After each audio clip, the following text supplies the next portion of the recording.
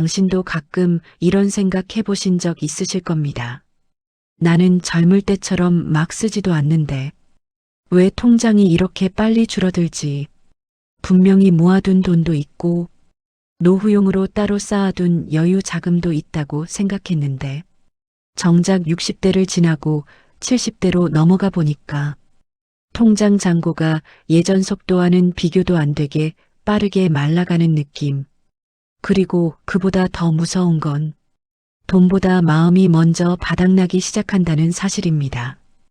혹시 나 지금 흐름 잘못한 건 아닐까? 지금 이 돈으로 내가 89까지 버틸 수 있을까? 내 몸이 아프기라도 하면 어떡하지? 자식한테 손 벌리기 싫은데 혹시라도 병원비 때문에 민폐가 되면 어쩌지? 이런 걱정이 조금씩 올라오기 시작하면 눈은 감겨도 마음은 잠을 못 잡니다. 많은 분들이 말합니다. 나이 들면 돈 쓸 일이 줄어든다고. 그런데 정작 나이 들어보면 약값은 늘어나고 식비는 이상하게 더 나가고 여기저기 수리비는 생기고 자식이나 손주에게 나도 모르게 계속 뭔가 챙겨주고 이런 돈이 조용히 새어나가며 통장을 말려갑니다. 오늘 이야기는 어떻게 하면 돈을 더 벌 수 있는가가 아닙니다. 지금 우리 세대에게 진짜 필요한 건 더 버는 기술이 아니라 덜 쓰는 지혜이기 때문입니다. 특히 60대 이후에는 돈을 잘 쓰는 것이 아니라 돈이 새지 않도록 잡아두는 것, 그게 삶의 안전망이 됩니다. 그래서 오늘은 통장에 여유가 있어도 가난해지는 이유, 그리고 5억을 갖고도 불안해지는 이유, 그 모든 구조를 아주 현실적으로 풀어드리겠습니다. 이야기를 시작하기 전에 제가 실제로 만났던 한 어르신 이야기를 먼저 들려드리고 싶습니다. 서울 강서구에 혼자 사는 70대 후반의 남성분이 계셨습니다. 젊을 때 안정적인 직장을 다녔고 퇴직할 때 목돈도 꽤 받았고 연금도 남들보다 더 잘 받는 편이었습니다. 그래서 주변 사람들 모두가 저분은 노후 걱정 없겠다 이렇게 말하곤 했죠. 그런데 어느 날 그분이 이렇게 말씀하셨습니다. 나는 한 푼도 아끼지 않고 쓴 적이 없다네. 그런데 통장은 이유도 모르게 줄더라고. 진짜 무서운 건 돈이 줄어드는 게 아니라 불안이 커지는 거야. 제가 하나씩 물어봤습니다. 도대체 어디서 돈이 새고 있나요? 그분은 잠시 고민하더니 조용히 이렇게 말했습니다. 이유가 큰 게 없더라고. 그냥 사소한 게 조금씩 계속 나가는 거지. 모임 회비, 손주 용돈, 병원 검사, 집 보수, 작은 여행. 이런 게 별거 아닌 줄 알았는데 그게 쌓이니까 무서운 속도로 돈이 녹아내리더군. 이 한 문장이 지금 많은 60대, 70대의 현실을 정확히 말해줍니다. 문제는 큰 지출이 아닙니다. 보이지 않는 작은 지출들이 조용히 하지만 확실하게 노후의 지갑을 말려버립니다. 그럼 왜 이런 일이 벌어질까요? 가장 큰 이유는 소득 구조는 60대 이전에 머물러 있는데 지출 습관은 50대에 그대로 남아있다는 점입니다. 우리는 오랜 시간 월급이라는 규칙적인 소득에 익숙해져 있었습니다. 그래서 삶의 흐름이 자연스럽게 수입 중심으로 움직이곤 했죠. 이번 달 조금 많이 써도 다음 달이 오면 다시 채워지겠지. 이런 마음으로 살았던 시기가 꽤 길었습니다. 그런데 정년 이후 이 흐름이 완전히 바뀝니다. 수입은 고정되거나 줄어들고 심지어 완전히 멈추기도 합니다. 반면 지출은 감정, 습관, 외로움, 체면, 이 네 가지에 따라 미세하게 늘어납니다.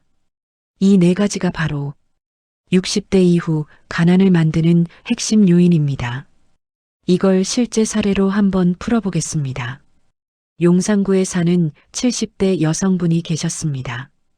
혼자 생활하고 있었는데 매달 통장 잔고가 줄어드는 걸 느끼셨습니다. 특별한 소비를 하지도 않고 놀러 다니는 것도 아니었는데 이상하게 돈이 계속 부족해지는 느낌. 그래서 한 달치 지출 내역을 조금씩 적어보라고 말씀드렸습니다. 그리고 다음 달에 다시 만나 기록을 보며 하나씩 체크해 보는데 놀랍게도 가장 돈을 많이 잡아먹은 건 외로움에서 비롯된 지출이었습니다. 조금만 허전하면 배달앱으로 뭐라도 시키고 집에 혼자 있는 시간이 길면 텔레비전을 보다가 홈쇼핑에서 무언가 주문하고 심심한 오후엔 간식을 살짝 사러 나가고 이런 사소한 지출들이 생각보다 큰 금액을 만들어내고 있었습니다. 그분이 하신 말이 아직도 기억납니다. 나는 음식 때문이 아니라 사람 목소리가 듣고 싶어서 주문했더라고. 외로움은 돈을 씁니다. 하지만 그 소비는 절대 마음을 채워주지 않습니다. 그리고 그 허전함은 더 큰 소비로 이어지며 결국 통장을 녹여버립니다. 다음 사례입니다. 70대 남성분은 관계를 유지하기 위한 지출 때문에 생활비가 점점 부족해지고 있었습니다. 모임 회비, 경조사비, 식사 자리, 지인과의 약속, 이런 것들을 줄일 생각을 못했습니다. 왜냐하면 나이 들어서 인간관계까지 끊어지면 너무 외로울 것 같았기 때문입니다. 그런데 문제는 그 인간관계 대부분이 본인이 아플 때, 힘들 때, 단 한 번도 손을 내밀어 준 적이 없는 관계라는 점입니다. 그분이 말했습니다. 돈으로 이어진 관계는 결국 돈으로 끊어진다네.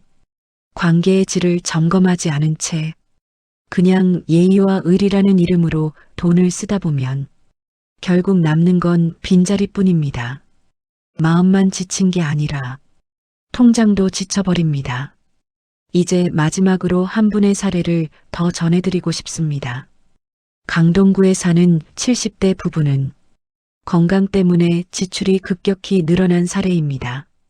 뭐 하나 아플 때마다 비싼 건강식품, 기계, 약, 치료 프로그램 이런 걸 구입했습니다. 왜냐하면 나이 들어서 가장 무서운 건 건강 문제이고 이걸 돈으로 해결할 수 있을 거라고 믿었기 때문입니다. 하지만 의사 선생님이 이렇게 말했습니다. 이런 기계로 좋아질 병이 아니에요. 오히려 지금 같은 생활 습관이 더 중요합니다. 그 말이 두 분의 마음을 크게 흔들어 놓았습니다. 지금까지 쓴 돈이 너무 아깝기도 하고 정작 중요한 건 꾸준한 생활 변화였다는 사실을 이제야 깨달았기 때문입니다. 이 세 가지 사례가 가르쳐주는 건 단 하나입니다. 60대 이후 가난해지는 이유는 돈이 없어서가 아니라 돈이 새는 구조를 모른 채 그대로 살기 때문입니다. 이제부터 당신의 통장에서 돈을 지켜야 합니다. 이제부터는 의미 없는 소비가 아니라 나를 지키는 소비만 남겨야 합니다. 이제부터는 50대 기준의 지출이 아니라 80대 기준의 지출로 바꿔야 합니다. 그리고 바로 이 다음이 중요합니다. 60대 이후 절대 쓰면 안 되는 영역들. 통장에 아무리 5억이 있어도 순식간에 말려버리는 치명적인 지출들. 이제 그 구체적인 항목들을 하나씩 아주 현실적으로 들려드리려고 합니다. 그리고 바로 그 이야기부터 우리의 진짜 싸움이 시작됩니다. 앞에서 우리는 돈이 줄어드는 이유가 큰 지출 때문이 아니라 보이지 않는 작은 새는 구멍 때문이라는 이야기를 나누었습니다. 이제부터는 그 새는 구멍이 정확히 어디인지, 60대 이후 절대 그대로 두면 안 되는 지출이 무엇인지 하나씩 현실적인 이야기로 이어가겠습니다. 먼저 가장 위험한 영역은 체면입니다. 나이가 들수록 우리는 나도 이 정도는 해야지. 이런 마음이 자연스럽게 생깁니다. 모임에서 밥값을 한 번 내면 멋있어 보이고 손주에게 선물을 하면 사랑받는 것 같고 옛 동료를 만나면 아직도 괜찮은 사람처럼 보이고 싶어집니다. 하지만 이 체면 소비는 가장 조용하지만 가장 무서운 지출입니다. 왜냐하면 체면은 멈추기 어렵기 때문입니다. 70대 남성 한 분은 평생 성실하게 살고 남에게 뒤처지는 걸 싫어했습니다. 친구들과 모이면 괜히 내가 살게 이 말을 입에 달고 살았죠. 하지만 어느 날 병원비가 갑자기 크게 나왔고 그제야 본인이 말했습니다. 체면은 잠깐이고 현실은 오래 가더라고. 시니어 시청자분들도 이 말을 깊이 느끼실 겁니다. 체면은 당신을 지켜주지 않지만 통장은 당신을 지켜줍니다. 두 번째로 위험한 지출은 외로움입니다. 외로움은 사람의 지갑을 가장 쉽게 열어버립니다. 혼자 있는 시간이 길어지면 배달앱을 열고 홈쇼핑 채널을 켜고 편의점에 가서 간식이라도 사게 됩니다. 사실 우리는 음식을 사는 게 아니라 잠깐의 위로를 사는 것입니다. 하지만 그 위로는 오래가지 않고 지출만 쌓일 뿐입니다. 혼자 사는 70대 여성분은 이 말이 가장 마음에 남는다고 했습니다. 나는 배달을 시킨 게 아니라 사람 냄새를 시킨 거였어. 이 감정이 쌓이면 돈은 점점 줄어들고 외로움은 더 깊어집니다. 세 번째로 조심해야 할 지출은 손주입니다. 손주는 사랑이고 기쁨이고 생의 위로입니다. 그래서 더 조심해야 합니다. 손주가 집에 오면 간식 사주고 옷 하나 사주고 용돈 조금 주고 이게 절대 잘못이 아닙니다. 하지만 문제는 그 금액이 한계 없이 늘어날 수 있다는 점입니다. 처음엔 작은 금액이었는데 나중엔 태블릿, 학원비, 고가 장난감까지 이어집니다. 그러다 보면 정작 본인의 생활비가 부족해지는 경우가 너무 많습니다. 그리고 아이는 말합니다. 할머니, 이번엔 뭐 사줄 거야? 그 말이 사랑인지 습관인지 이제는 구별해야 할 때입니다. 손주는 물건보다 시간을 기억합니다. 추억은 오래 남지만 물건은 금방 잊힙니다. 네 번째로 60대 이후 가장 치명적인 지출은 건강 불안입니다. 건강이 불안해지면 한 번에 해결되는 기적 같은 방법을 찾게 됩니다. 그래서 건강기계, 기능식품, 비싼 프로그램, 이런 것들에 현혹되기 쉽습니다. 하지만 정작 의사들은 이렇게 말하죠. 이런 건 증상이 좋아질 병이 아닙니다. 생활이 바뀌어야 몸이 달라집니다. 건강은 돈이 해결해주지 않습니다. 습관이 해결해줍니다. 걷기, 제대로 먹기, 정기적인 검사, 가장 기본적인 것들이 가장 확실한 건강관리라는 사실을 우리는 잊지 말아야 합니다. 마지막으로 가장 오래가는 지출이면서 가장 정리하기 어려운 영역이 있습니다. 바로 관계입니다.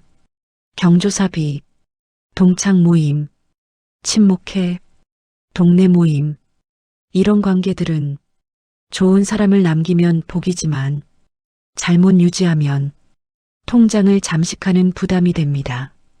60대 이후 가장 중요한 관계는 돈이 아니라 마음으로 이어지는 관계입니다. 봉투로 이어진 인연은 돈이 끊기면 바로 사라지지만 마음으로 이어진 인연은 적어도 하루의 위로나 작은 웃음 하나를 남깁니다. 지금부터 중요한 건 돈을 줄이는 것이 아니라 돈이 새지 않도록 막는 것입니다. 당신의 통장은 초조함이 아니라 평온을 위해 쓰여야 합니다. 더 버는 능력이 아니라 흐트러지지 않는 기준이 노년의 품격을 지켜줍니다. 여러분, 당신은 이미 수십 년을 버티고 살아온 사람입니다. 그 자체로 충분히 훌륭합니다. 이제는 버티는 노년이 아니라 누리는 노년을 선택하셔야 합니다. 오늘 말씀 중 딱 하나라도 마음에 남은 항목이 있다면 그 지출부터 가볍게 낮춰보세요. 그 작은 변화가 당신의 통장을 지키고 당신의 마음을 지키고 당신의 삶을 지켜줄 것입니다. 오늘도 함께 해주셔서 정말 감사합니다. 좋아요와 구독은 당신의 노후가 더 단단해지고 다른 분들의 삶에도 도움이 되는 힘이 됩니다. 그리고 댓글로 여러분의 생각을 들려주세요. 지금 줄여보고 싶은 지출은 무엇인지, 서로의 이야기가 또 누군가에게 큰 힘이 될 수 있습니다.